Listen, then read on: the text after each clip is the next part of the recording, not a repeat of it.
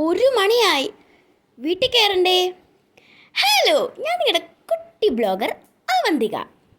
അടുത്ത വിശേഷം എന്താണെന്ന് വെച്ച് കഴിഞ്ഞാൽ ഞങ്ങളുടെ അമ്പലത്തിലെ 10ാം ഉത്സവമാണ്. അതായത് വെട്ടിക്കേല തിരുവാതിരയാണ്.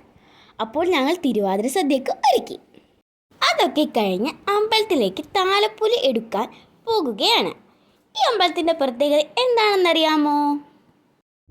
എല്ലാ അമ്പലങ്ങളിലും ഘോഷയാത്ര വന്നിട്ടാണ് കൊടിയിറങ്ങുന്നത്. പക്ഷെ ഈ അമ്പലത്തിൽ കൊടിയിറങ്ങിയിട്ടാണ് ഘോഷയാത്ര വരുന്നത്. അതൊരു പ്രത്യേകതയല്ലേ? അതാണ് ഞങ്ങളുടെ വെട്ടിക്കൽ അമ്പലത്തിൻ്റെ പ്രത്യേകത. അങ്ങനെ മേലോട്ടും കീഴോട്ടും കൊടിയിറങ്ങി. മേലോട്ടും കീഴോട്ടും കൊടിയിറങ്ങാൻ എന്തോരോ ആൾക്കാരാ.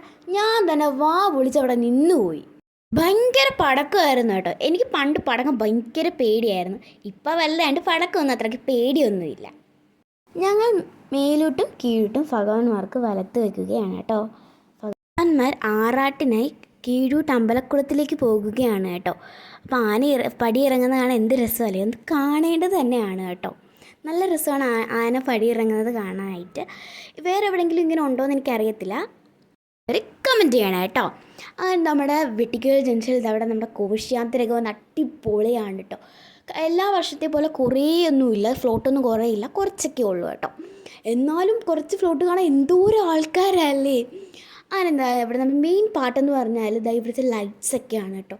എന്ത് ഭംഗിയല്ലേ ഇതൊക്കെ കാണാനായിട്ട്. അതിന് ഞാൻ എൻ്റെ കൂട്ടുകാരിയായിട്ട് ഇവിടെ ട്രാംപ്ലിൻ കയറി.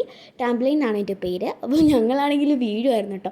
നല്ല എൻജോയ്മെൻ്റ് ആയിരുന്നു ഇതിനകത്ത് കയറിയ സമയത്ത്. ഇതിൻ്റെ ഫ്രണ്ട് കണ്ടേ എന്ത് രസമല്ലേ ഇവിടെ കാണാനായിട്ട്. ലൈറ്റൊക്കെ വെച്ച് അടിപൊളിയായിട്ടുണ്ടായിരുന്നു.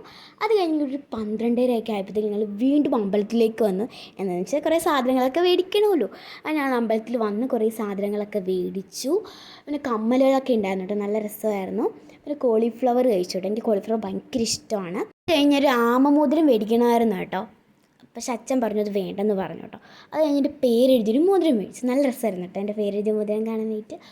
അങ്ങനെ നമ്മുടെ മെയിൻ പാട്ടുള്ള പടിയിൽ വന്നിരിക്കുമ്പോൾ എന്തോരം ലൈറ്റ്സ് അല്ലേ.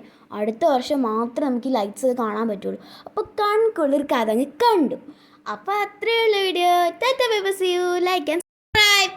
ടാറ്റാ.